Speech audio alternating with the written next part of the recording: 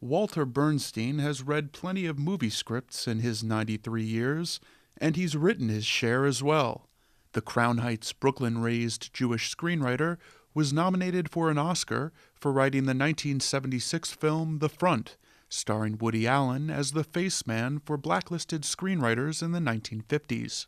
That subject was close to Bernstein's heart because he spent a decade blacklisted from working openly on Hollywood films or television due to his own membership in the Communist Party. But with the help of friends, he salvaged a career that continues to this day, one that includes teaching work at NYU's Tisch School in the Department of Dramatic Writing, where he imparts lessons about cinematic script construction to a future generation of screenwriters. TJC sat down with Bernstein to talk about his career, which included Army service during World War II, writing for the Army's official magazine, Yank, and scoring the first wartime interview with Yugoslavian revolutionary Marshal Joseph Tito.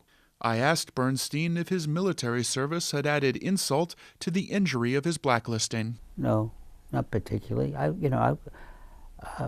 wasn't blacklisted by accident. I'd been a lefty for a while, and everything that I ever saw published about my activities was true, and so I think, without trying to be high-minded about it, you believe in something, you pick up the tab for what happens afterward. What was surprising was that up till then, a lot of us had the feeling that you could be rich and holy at the same time. Indeed, Bernstein had been openly communist since his college days, but still had his work published in magazines like The New Yorker, as well as a burgeoning career writing films. In the summer of 1947, he went out to Hollywood on a 10-week contract with Columbia Pictures to work for Jewish writer-director-producer Robert Rossen. But in November of that same year, the House Un-American Activities Committee subpoenaed 10 Hollywood writers to testify and expose communists in the film industry.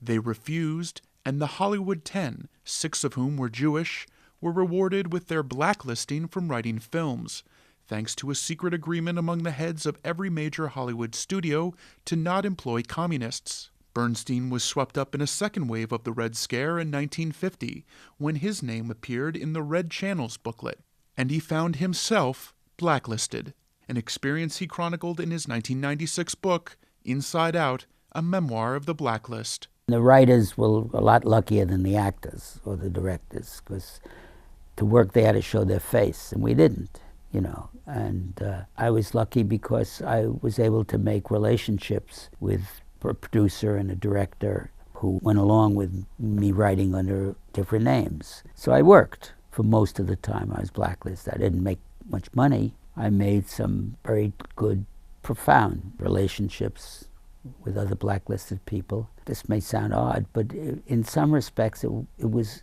a not unhappy time because of that, because the feeling of solidarity, the feeling of community we had. We helped each other. One of the friendships was with director Sidney Lumet, who hired Bernstein off the blacklist to openly script the 1959 film That Kind of Woman. They later collaborated on the critically acclaimed 1964 film Failsafe, chronicling an American tactical mistake which threatens to cause nuclear war with the Soviet Union.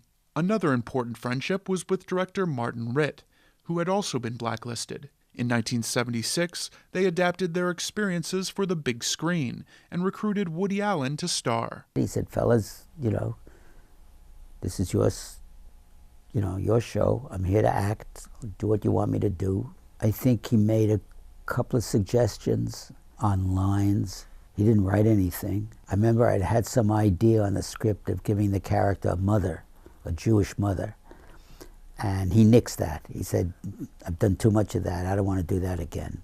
And he was right. He was absolutely right. Bernstein was rewarded with a cameo at the end of Allen's next film. He was shooting Annie Hall.